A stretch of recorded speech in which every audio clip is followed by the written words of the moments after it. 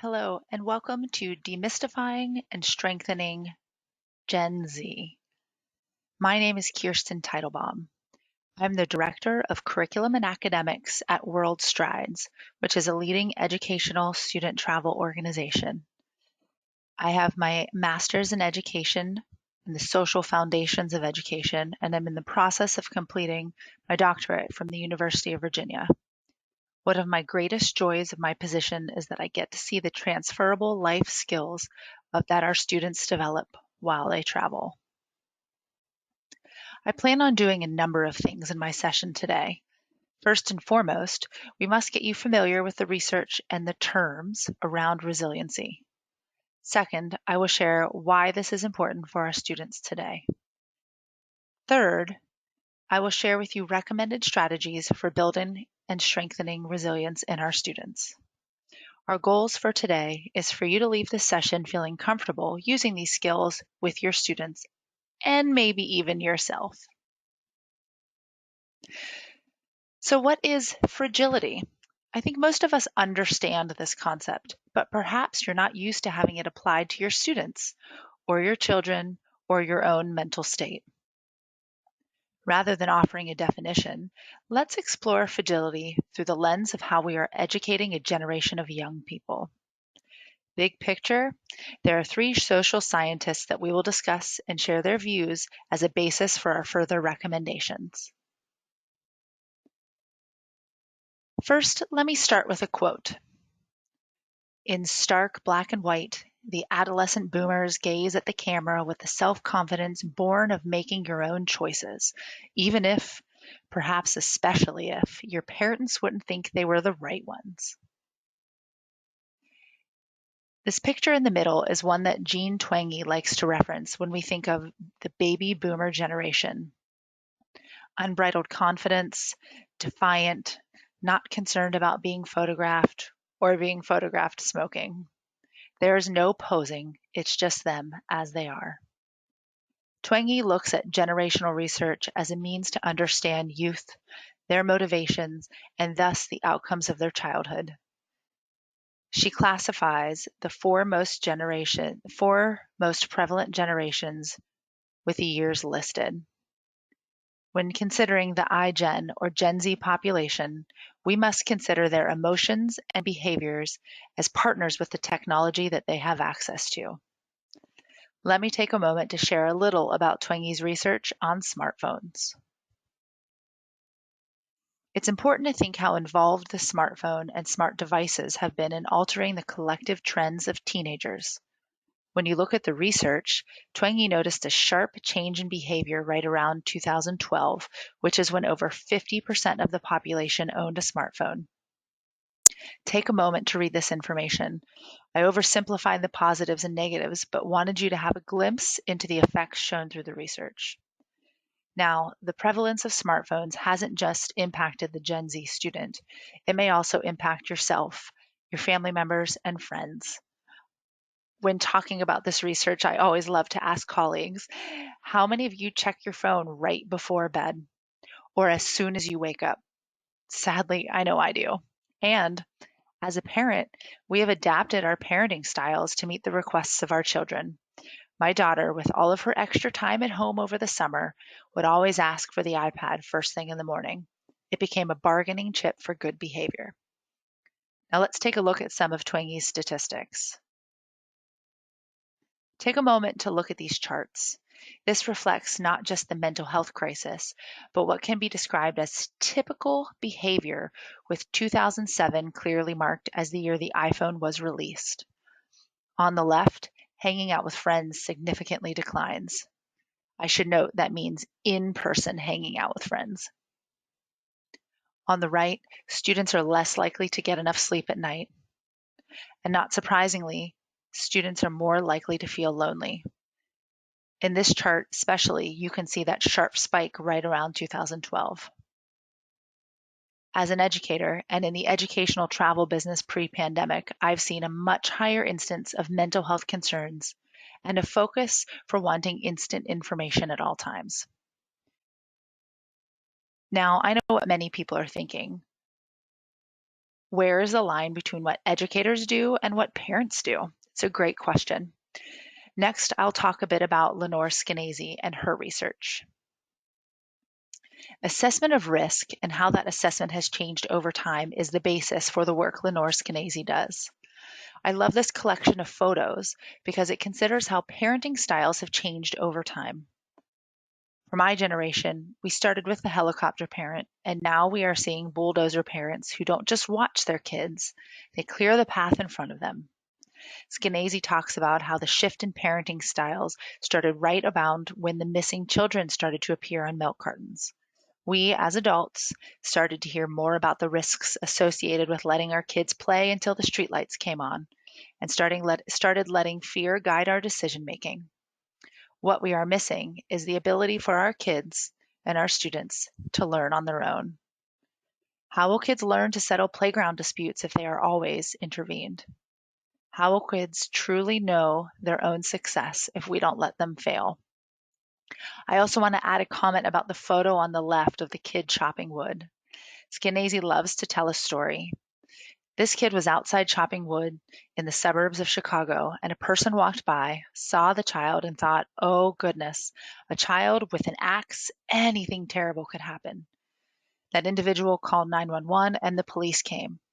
They asked the child, why do you have an axe? Why are you chopping wood here? His response, I wanted to build a fort. Me and my friends were going to build a fort. The police confiscated the axe and the other tool he had and gave them back to his parents. Skenazy's statement is this not the land of Lincoln? The next set of research I will reference is Jonathan Haidt and Greg Lukianoff. Now, they primarily do work in the research at university settings. However, many of their points are still very important for K-12 students. Haidt suggests that schools have become places for coddling, comfortable situations where students are often taught that it's not okay to offend or offer alternate perspectives. The photo on the left is of protesters shutting down Janet Napolitano, president of the UC University system, at a free speech conference where she was actually arguing for the rights of student protest groups. If we don't give our students the opportunity to question and debate, to hear from leaders who think differently, and even allow ourselves to be offended, how can we expect them to learn what it's like to live with different perspectives? Now let's consider the term resilience and consider how to strengthen the resilience of our students. So what do we mean by resilience? I'm certain we can all think about a time in our own lives, perhaps even in these past few months, when we have both exhibited resilience in the face of adversity and when we have struggled. It is defined by the American Psychological Association as the process of adapting well in the face of adversity, trauma, tragedy, threats, and significant sources of stress, such as family and relationship problems, serious health issues, or workplace and financial stressors. It means bouncing back from difficult experiences. I'd like to take a moment and discuss some alternate definitions that relate to resilience. Angela Duckworth defines grit as passion and perseverance. Nassim Nicholas Taleb defines anti-fragile things or systems as those that gain from chaos or disorder. A candle is fragile in the wind, but a forest fire loves wind and is thus, in a sense, anti-fragile. For Alain de Botton, emotional intelligence is a humanistic rather than a scientific way of approaching our inner lives and relationships. It acknowledges that love, imagination, vulnerability, and patience, for instance, are skills that we should cultivate in order to achieve optimal balance of our inner lives and our lives' outward demands. Growth mindset is a term associated with Carol Dweck and her fascinating study of the power of not yet in learning. When we discuss strengthening resilience, we must see first that it is something that can be strengthened, and then that it is a trait that is valuable for our students. In APA research, Resilience is a behavior that can be learned and is lacking among our current graduates. So I have to ask, is resilience work only for our students? Sure, we are crafting the minds of our youth, but what about ourselves? When we think about the definition of resilience, we can always think of examples that contain our own stories. I can see concrete evidence of improving my resilience in just these past 6 months. However, when we work on the skills, we are thinking about our students and situations where they fit. When we take a look at strategies to build resilience, think of both your classroom, your students, and yourself. As an educator, I think of the struggle of these past 6 months, but I also think about how much we have accomplished. I know more about the personal lives of my students. I know more about virtual learning, and I definitely know more about my ability to be flexible as a teacher and a parent. Over the next few slides, I will give my personal recommendations for building resilience and strengthening our students. Remember, these recommendations are just part of the equation, and no one can expect to master everyone. Our hope is that we and our students can work to improve our areas of weakness and use our areas of strength to help others. We will look through these recommendations as both for our students and for ourselves. First, make connections. Make meaningful connections with your students. Learn about their family, their interests, their goals, background, cultures, identities. Take note of changes, and we know that can change frequently. And it's these little comments that they may make that will help you strengthen the bond. In addition, help your students make meaningful connections with each other. Remind them about the characteristics of a healthy friendship. Support, but not solve problems for them in times of conflict. Next, move toward your goals. One question I love to ask is, what's one thing I know I can accomplish today that will help me move in the direction that I want to go?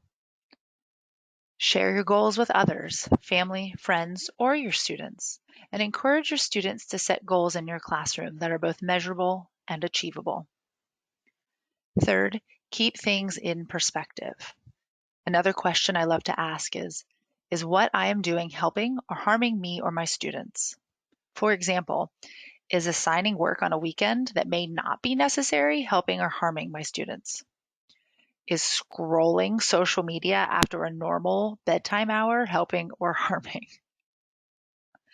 We all face adversity. Keep thinking of the long-term outcomes. Talk about success and let students define it. Share information about professions related to your discipline. Keep them focused on the long term. Fourth, nurture a positive view of yourself. Build confidence in yourself and confidence in your students as well. Have a growth mindset. Carol Dweck introduced this as an idea as a way to focus on skills, not innate ability. For example, I am 6'2", female, and athletic. When I was a child, people would say to me, "You have the advantage because you can't teach height." What I wish they would have said to me is, "But you won't be very good unless you keep practicing."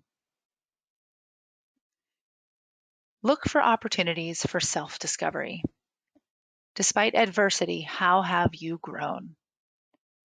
Remind your students that while they may not be learning in the physical classroom, they are still learning and growing every day, especially these days. Consider skills like making their own lunch or doing laundry valuable skills for students to be learning at this time. Maintain a hopeful outlook. Visualize what you want rather than worrying about what you fear. For example, I want to run a 5K, not I don't want my knees to hurt. Think about what you have gained rather than what you have lost. I've developed relationships with my neighbors. I've become closer to family. And I've spent a lot more time with my daughter, which has both been challenging, but I'm very grateful for it. Take care of yourself. This one is hard for educators and parents. We spend our time and our careers worried about others, and it is easy to forget about ourselves. Fulfill your soul. Find what you love and prioritize it. Avoid seeing crises as insurmountable problems. Tackle those small challenges. Only be concerned with what you can control. Help students to see the parts of a challenge and how they can regain control rather than seeing the whole. And this is an important tip. Debrief and write about the experiences, both individually and as a group. Finally, accept that change is part of living. Focus on what you can change, areas you can impact, rather than what you can't. Sometimes the most unexpected situations prove to be the most positive. And show your students that there is opportunity in change.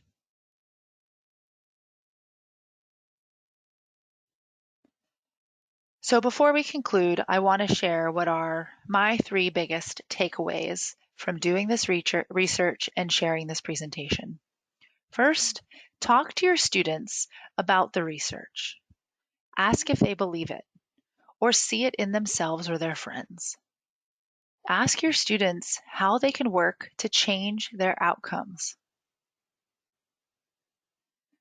Work to take small steps with all of your students. That may look and feel different for each student, but every step forward will yield more positive outcomes for them in the long term. And finally, start working on your personal journey as well. And whenever possible, model this behavior for your students.